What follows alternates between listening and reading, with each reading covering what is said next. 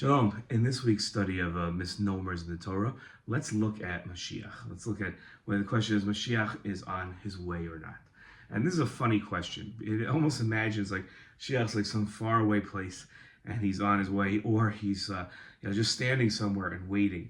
And then the question is, are the events of the world saying that he's about to come, or is it no, there's no way, he's far away, or there's a lot has to happen before he comes. Mashiach isn't like that. It's not a split second where God sends Mashiach and then we're all of a sudden like we're at work or we're in school and all of a sudden we hear the news, get a flash on our phone that Mashiach has arrived. That's not how it works. The way it works is the development in stages, and when people start worshiping God more, and even the Gentiles of the world recognize ethical monotheism. They realize that there's one God, and that's that one God they should be serving. They don't become Jewish. They realize that they should be helping out the Jewish people instead of persecuting the Jewish people or putting pressure on the Jewish people. And it's a slow process. Part of that process is that we fight our enemies and defeat our enemies, and that the Jewish people all come back to Eretz Yisrael, and we rebuild the Beit HaMikdash.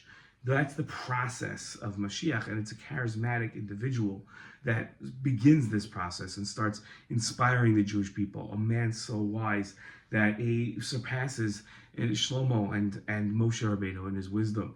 And that's the type of individual that is a process of this person develops himself into the Mashiach, and then is proclaimed to be the Melech HaMashiach. It will reach a level of prophecy that we haven't seen in 2,000 years and inspire the people to the steps that bring the Mashiach.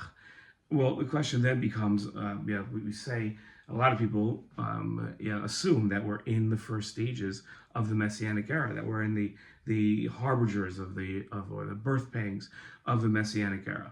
And they say that definitively. Now, our sages have all said that we shouldn't be sitting around guessing when Mashiach's going to come. Mashiach should never be the focal point of our service of God. We should serve God the same way, whether we think Mashiach's 10 steps away or Mashiach is right at the door knocking. It doesn't make a difference. We still should be doing all the mitzvahs. We should still be studying all the Torah and be kind to each other. Our actions shouldn't change at all because we think that Mashiach's right around the corner.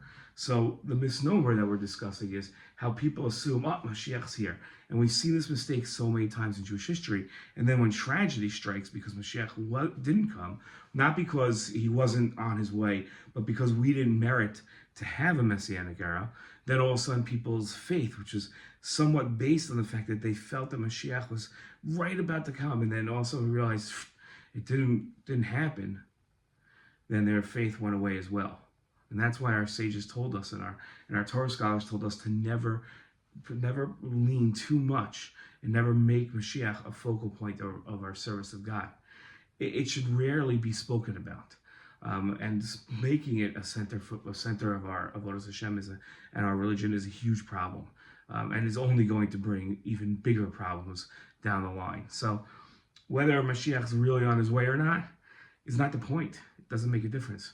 We should act the exact same way we would act whether we thought Mashiach was far away or close by. Shalom.